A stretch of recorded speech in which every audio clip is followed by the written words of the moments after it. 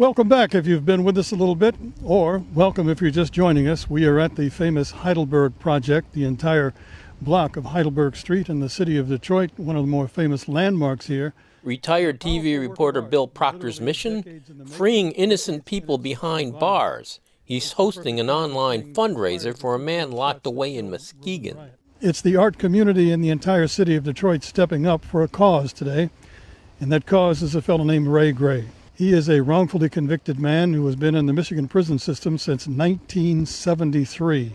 We're selling our friend Ray Gray's artworks. We actually have 50 of them. We're working really hard to find $15,000.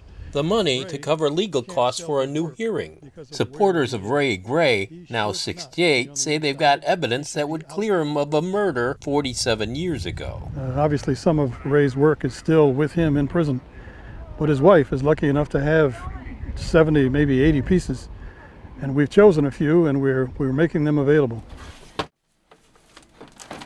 What's this one now? Blue Madonna. There's the original. A man looking inside himself. The doors represent decisions. Open one door and you go a certain way, open another, you go another way. And I think he's a really good example of how people can actually teach themselves incredible skills. At the University of Michigan, Nora Kranitsky and Janie Paul are part of the Prison Creative Arts Project, PCAP. Paul was there from the start 25 years ago. For a while, we were having a record number of prisoners in general, but that number has gone down. But have you seen the number of artists go down? No. No. No. It's just exponentially increasing because of the show. Mm-hmm. The show? Every year, PCAP curates the best art from 28 Michigan prisons. Thousands come to see. 700 works submitted this time. But this time, COVID has stopped the show. In the beginning, there was more work that was what you traditionally call prison art, like tattoo-related images, girly pictures, motorcycles, things like that. And then there were a few artists who were doing incredibly unique work that was just idiosyncratic. Here are examples from this year's exhibition in an online preview. Not what some collectors are looking for, so-called murderabilia, ghoulish stuff by the most heinous of criminals. Those are not these, and these, according to the curators in Ann Arbor, are truly fine art. Do these works get sold? Is there a market for it? Absolutely. So that's another really important part of the annual exhibition.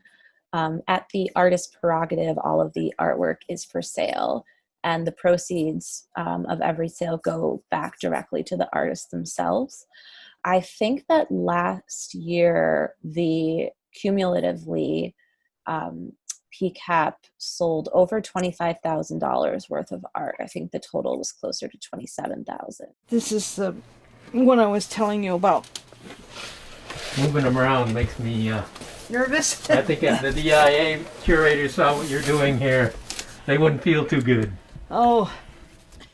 Barbara Gray first met Ray Gray in the late 70s, part of an arts and prison program even before PCAP came along. I had very little talent, but I did have the ability to teach somewhat. They eventually married. Hello, Ray. They talk every day. You're still negative? I got a thing back today. It was negative. Fortunately, we don't have capital punishment in Michigan, because he'd be dead. But right now, he's in Muskegon Correctional Facility that it's almost like a death sentence because it's a hot spot of the prison system. It seems like more people with COVID-19 than without. Gray entered prison at 21, a boxing champ, could have gone pro. When a man he met in passing said to be a drug dealer was shot dead, Gray was ID'd, charged, and convicted. To this day, Gray says he's innocent. So you were painting before you went to prison? Yeah. I was intending to go to high school at that time.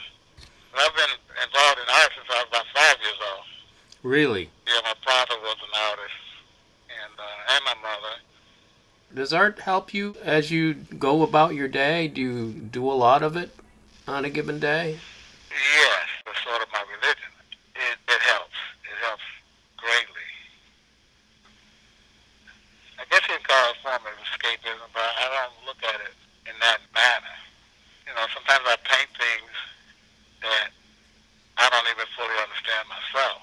I mean, it's almost like a different entity. It's as if something else takes over. It's like a relationship between you and your painting. It helps to keep him sane. At one point, he said it was like he was behind glass and he was screaming and nobody could hear him. Now, it seems like he's getting through, and his paintings kind of speak for him, even when he can't. Well, Ray's been in the show for a long time. He is highly respected. He's taught a lot of people. His work is really skillful. And I think what makes it exceptional is his sort of incisive critique, like his social critique. There's a painting of Governor Snyder in a bottle that's about the Flint water crisis. There's this fish with a gas mask on. You know, I mean, he's really kind of brilliant at these metaphors where you don't really have to say anything. You just get it, and you feel his conviction behind it.